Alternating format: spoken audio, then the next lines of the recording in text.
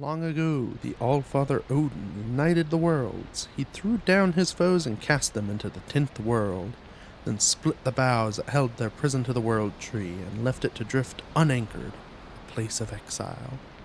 For centuries, this world slumbered uneasily, but it did not die. As glacial ages passed, kingdoms rose and fell out of sight of the gods.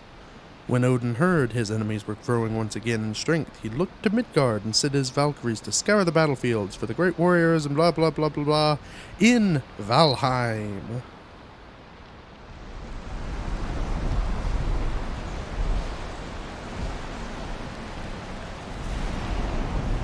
This is your Valkyrie speaking. We are now approaching Valheim. Be landing in a few moments. Weather is a crisp 68 degrees and probably foggy. Make sure to stow all your belongings inside the bird before landing. Thank you for flying Air Valkyrie.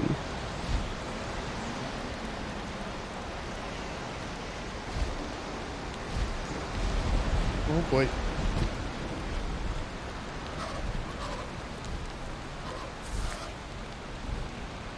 Little more than just foggy.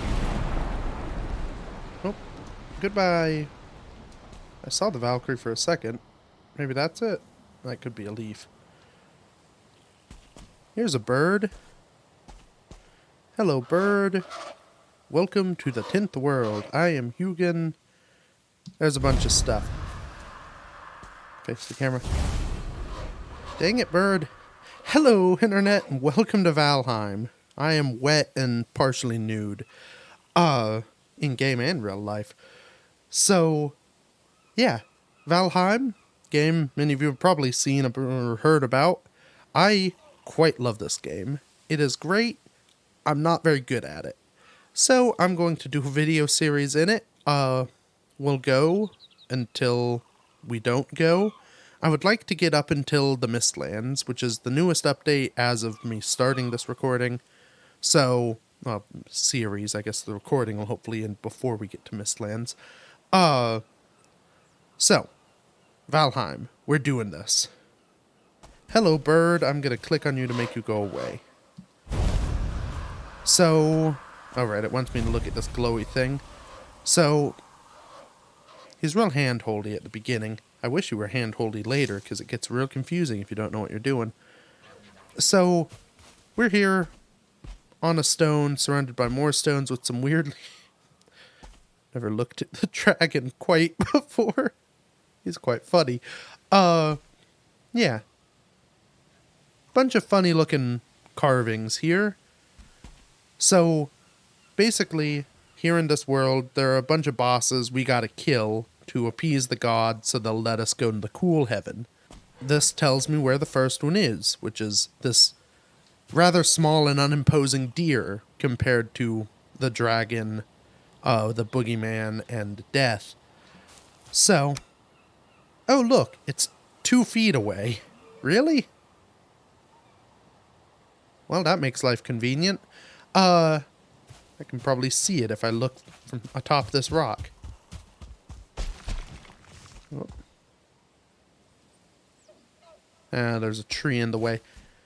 So, yeah, this is a very good survival game. You just kind of exist as a Viking in the world and have a great time.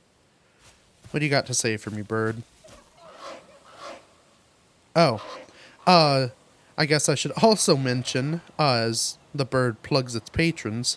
Ah, screw you. Didn't expect these fists, huh? Bleed your green blood on this log. Oh yeah, there's the altar for the deer god. We'll get to that in a minute. So, that bird, most recent bird, was talking about Valheim Plus, which is a mod for Valheim. It's a big, weird mod that allows you to change a whole bunch of stuff. I'm using it for one thing and one thing only, which is to make ores drop more ore. Specifically iron and I think above iron. I don't know if it affects copper. Anyway, I did that. For those of you who are familiar with this game, who have played it, you sort of progress through stages, gather materials. Once you get to looking for iron, it becomes a drag. You need a crap ton of it to do anything. You don't necessarily get a ton of it, and it's a real pain to get any at all. So, I decided to do this mainly because this is going to be a series for your entertainment and my entertainment to a degree. If I'm going to have to slog through a crap ton of iron gathering, most of it off camera because it's going to be the same dungeon type thing over and over and over, it's not going to be very entertaining. I'd have to do it all off camera. I don't have the time for that, so now more drops. Hopefully I'll get enough from like a single dungeon, which is where the iron is, don't worry about that. I'll get enough to make things go fairly quick and we can explore and enjoy seeing all the fanciful, wonderful things. Now, if I punch... No, I can't punch yet. As with any good survival game, I have to start by picking up crap off the ground. I think usually there are berries somewhere.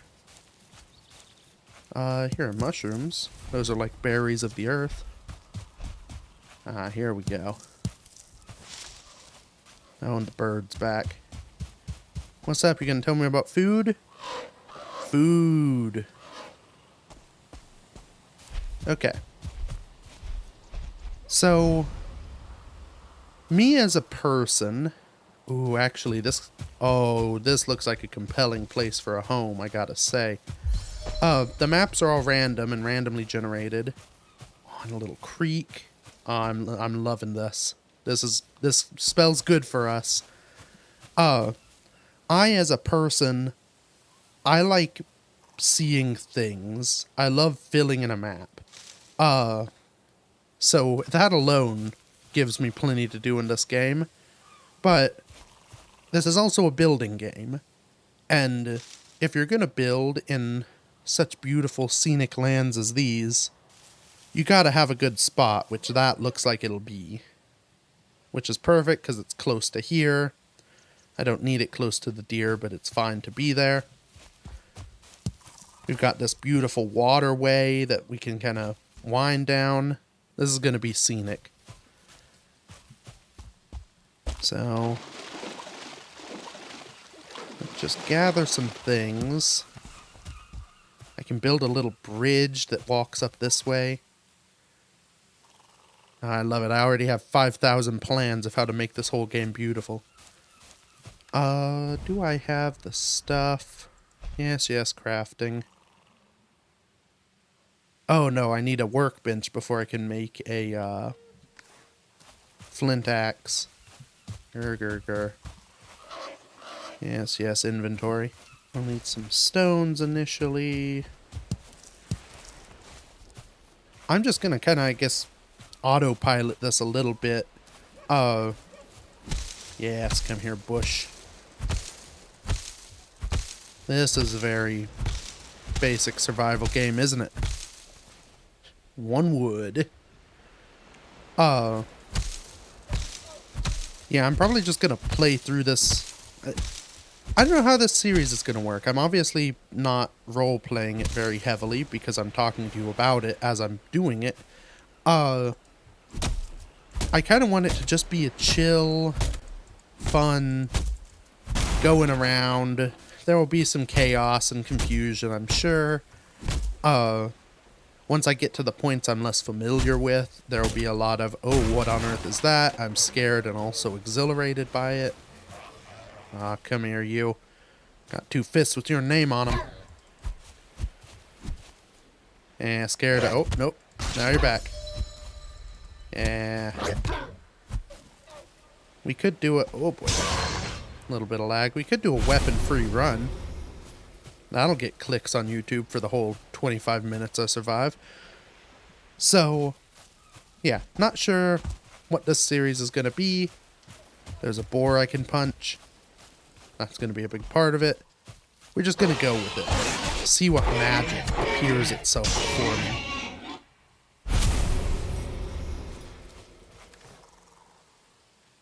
Okay. Give me hammer. Now the bird is back. Yes, bird, I know. Now I need to punch more trees. Yeah, I think this little clearing will be lovely. I'll probably get rid of this outhouse building. Speaking of, is there anything in? Oh, yeah. There are treasures to find. There are mushrooms to pick out of the bunghole. Yeah, I think this will be a nice little spot to live. Can build my main sort of home that will eventually become a castle, kind of up here-ish on this flat bit. Have my dock area down there, maybe off those rocks. Now my health is slowly deteriorating through this whole punching things exercise, so probably want to fix that eventually. I guess I can go ahead. So, one of the big things that made this game, when it first appeared, the biggest difference it does, is food is a critical part of its function. So I will eat these things. Even like end game, if you don't have any food, you have 24 health. So you can have the best armor in the game and no health or stamina. That comes from food, and better foods give you more health and stamina, but you have to eat them and stay full. So, it has this whole mechanic of of gathering foodstuffs and cooking and farming just so you can survive, and it makes that a fun and integral part of the game. Now, right, I've got a hammer. I need to build me, I think for the moment, I will use the outhouse as my base of operations. Yes, hello bird. I know I've built a workbench. I'm seeing the myriad of things I can build slide in and out of the screen. So, we have a workbench. The other great thing that I love about this game, so as this is now, I can't use this workbench. It needs to be undercover. So I need to, off this structure, or I could build my own unique structure, I have to build a house around things. And I have the parts for that, and I can build these with the workbench just out and about, but I can't build weapons or equipment or improve myself. So I need to punch some more bushes. But yeah, that and just a lot of the elements, the base survival game elements of this game, are just all so smoothly integrated, and they just feel good together. The whole thing feels like, yes, I am in this world doing things that make sense to do. And I do want to say, because there will probably be some criticisms later on, especially when I get killed in crappy ways. I think this is one of the best survival games to have been made. I think this is the peak of the art form of the genre in the modern day. This game is great. Because this game is great, and because I am such a big fan of it, get away from there, you boar. Yeah, because I love this game, I criticize it for the things that I don't think it does well. And there are things. Everything is, nothing can be perfect. So, when I say things, and I think that's a lot of criticism of games, if we don't like the game, we don't criticize it, because we don't care. You only criticize something, I guess I say only, generally you criticize things, dang it, you criticize things because you love them, because you want them to be the best they can be, or, you see the potential. So, that's kind of where I come from, and I think a lot of people, this game tends to be semi-mixed in terms of reception. And I think a lot of it comes from people who see what this is and what it can be and how much fun you can have in it. And the one or two little things, and it's like different things for every person, but one or two little things that you're like, but this, I think these are berry bushes, I should leave those. One or two little things that just kind of irk you. You're like, I wish this was slightly, if I made it, it would be slightly different. That's what mods are for. But, figure, front load that. The people who join in halfway will be like, he hates this game, why is he playing it, he should just leave. And the other half of them will be like, I agree, he hates this game because it's horrible, blah. We'll have this in here, people can come back to this episode and they will know my stance.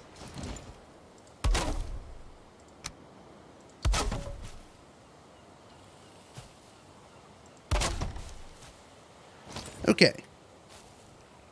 Dang it. Why is it still... Is it because this is broken? Another lovely thing of this game. Oh, I just destroyed that wall instead of doing what I was going to say. We'll use this wall as an example. So, I can repair things for free. That goes for equipment, weapons, buildings. You have to go around and do it and see it before they, say collapse. But you can do it for free. It's a nice convenience sort of feature and makes the game a little less grueling at this stage at least, because you've already built something. Why should I have to go and gather more wood? Gathering wood is not an exciting or exotic prospect. It's just a thing you have to do. And the game does decently with recognizing that no one is here because of their deep burning love for gathering wood. Is that... Oh, I need more wood. This is a bad time to be talking about this, but the game does a pretty good job of it. Where it can, I think it... Well, not all of where it can, but in some places they're quite good with not requiring you to just repeat menial tasks for absolutely no reason. It's either to create new things or as punishment because you failed to keep what you had in good state. Will you work now? Yes. Okay. And I need more wood. And more flint. So, what I've been doing and why I've not just built a stone axe, which I can do, in my pocket, is because really, the stone axe isn't all that useful. The flint one's just better. And one thing that isn't so... Well, I mean, it's not bad, but there's not a way to, in vanilla, the game, there's not a way to, like, recycle equipment and get the resources back. The best you can do is just chuck old stuff in a river, which also isn't very wise because if you die, you lose your whole inventory and you will just be naked alone trying to get it back. Which can be a real pain when you're somewhere, difficult, which is why you died. So, that's another small gripe of mine, is that's not always well balanced, but it's a good idea to keep things, but I have no need for a stone axe because I will use it for just long enough to get myself a flint axe. So, I might as well punch some things for a while, punch a bunch of trees, and get the axe I'm going to use. Also, blocking is a thing. This is probably... I'm killing all of my talking points in the first, half-hour episode. Blocking's something that they don't really tell you. I guess they probably do, and you're probably encouraged to find out about it. All this coastline is so compelling. Yeah, blocking is, later in the game, critical. It is how you fight. The fighting mechanics of the game, yes, night is night. Actually, he's talking about getting cold, but that happens at night. Mechanics like blocking and I think dodging you can do. I'm not very good at that one. They are a big part of the game as well. Not really touched upon or talked about, which is a bit of a pain. And axe. You eventually go on forums and figure out, okay, I can do these things, and that's how you grow and learn. Unfortunately, I think I'm going to need to expand my outhouse a bit here. The axe will make it much easier to go about gathering things. But, oh, somebody's angry. And now I have more than just fists. I have a stick that's about 2 feet away from the arm with which I'm using to swing it. These vines are a bit of a pain. Good thing they're non-corporeal. Okay. So, I need more wood. That was a little close. So, stamina is important, much like games like Dark Souls. Every action you do requires some stamina. So, like fighting, you can see it goes down as I swing my axe. Blocking, I think, uses some. Swimming uses it, and if you run out of it while swimming, you start to drown. So you can't actually go below the water, but you will slowly sort of lose health once you run out of stamina, and if you aren't close enough to the shore, you die. So, yeah, swimming can be precarious. There are ways to get around that, namely boats, but it's something. Stamina management in general is a big part of what goes on here. Is this bed gonna fit? It really doesn't want to.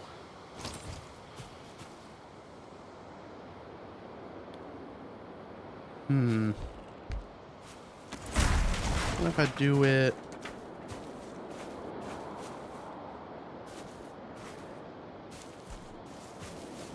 Okay. I've sat down, that doesn't help me. Well, this is confusing. Maybe why I can't place a bed. Nope, there it goes. Oh, and there's a bird on it. Yes, bird, I know what beds are. So, what I want to do now is sleep. And I need more stone to do it. Another sort of building-based requirement. So, beds, similar to workbenches, have to be under cover. I think they need even more cover, so I may have to rebuild that wall. But, to use a bed... That's a flint. I'll gather it anyway. To use a bed, you also need a fire nearby to keep you warm. And fires, if you just like place it on the floor in the middle of your house, they will not burn down, but they will suffocate you out of your house with smoke. So you have to build your home in such a way that the smoke from your fire is carried outside. Now, because I'm currently living in an outhouse, I'm probably just going to build the fire outside, and that works just as well. But eventually, because you need your fire for cooking food and all this other stuff, you eventually want it inside. And it gets easier to put inside as you go along. But you'll kind of have to do things in the mindset of, okay, I'm accounting for these behaviors in physics. Which is kind of cool. And the fact that it's all kind of tied in together, it adds a little bit of learning, but not so much that it's, impossible to figure out what you're doing. And I do think it adds a lot of fun. Okay. Oh no, I can sleep in here. Once again, you run at the head of the warriors, the weight of your father's axe in your hand. You wake with the war cry on your lips. The dreams are another lovely little touch.